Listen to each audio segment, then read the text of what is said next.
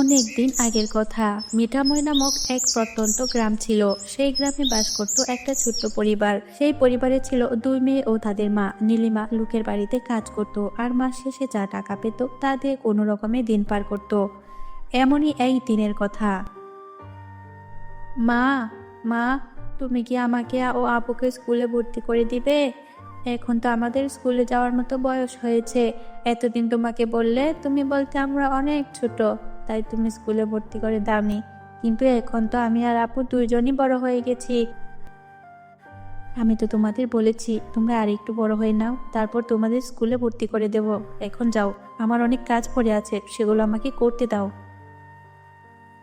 না, আমি যাব না। আমি যখনই তোমার কাছে স্কুলে ভর্তি করে দেওয়ার কথা বলি তখনই তোমার কাজের কথা বলো। আজকে আমি আর এখান থেকে যাব না। তুমি আগে বলো তুমি আমাদের স্কুলে ভর্তি করে দেবে, তাহলে আমি তোমার সামনে থেকে চলে যাব। মা, তুমি কি মায়ের কথা বিশ্বাস করো না? আর আমি বলেছি তো তোমাদেরকে স্কুলে ভর্তি করে দেব, কিন্তু আর কয়েকটা দিন পর। এখন তুমি খেলতে যাও।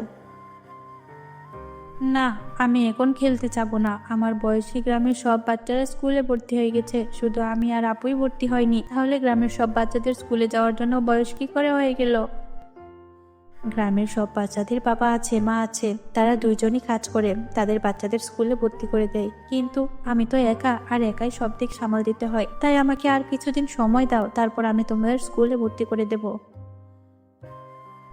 মা, তুমি বোনের কথায় কষ্ট পেও না। ও না বুঝলে কি হবে? আমি তো ওর থেকে একটু বড়, তাই আমি তোমার সব কথা বুঝতে পারছি। তুমি কোনো চিন্তা করো না মা, আমরা নিশ্চয়ই একদিন স্কুলে ভর্তি হতে পারবো।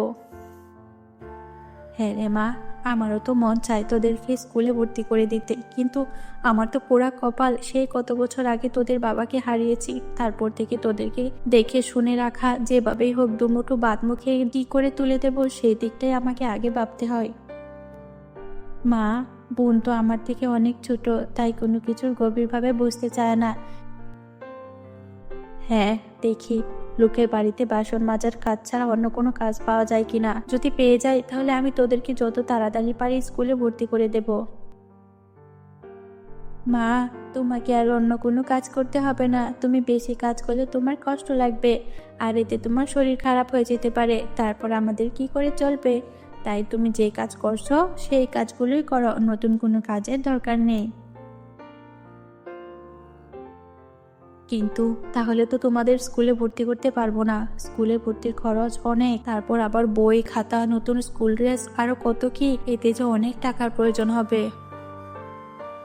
মা, আমরা না হয় স্কুলে ভর্তি নাই হলাম, আর গরিব মানুষের সব ইচ্ছে পূরণ হয় না। তার মধ্যে আমাদের স্কুলে পড়তে যাওয়ার স্বপ্ন না হয় অপূর্ণই থেকে যাক।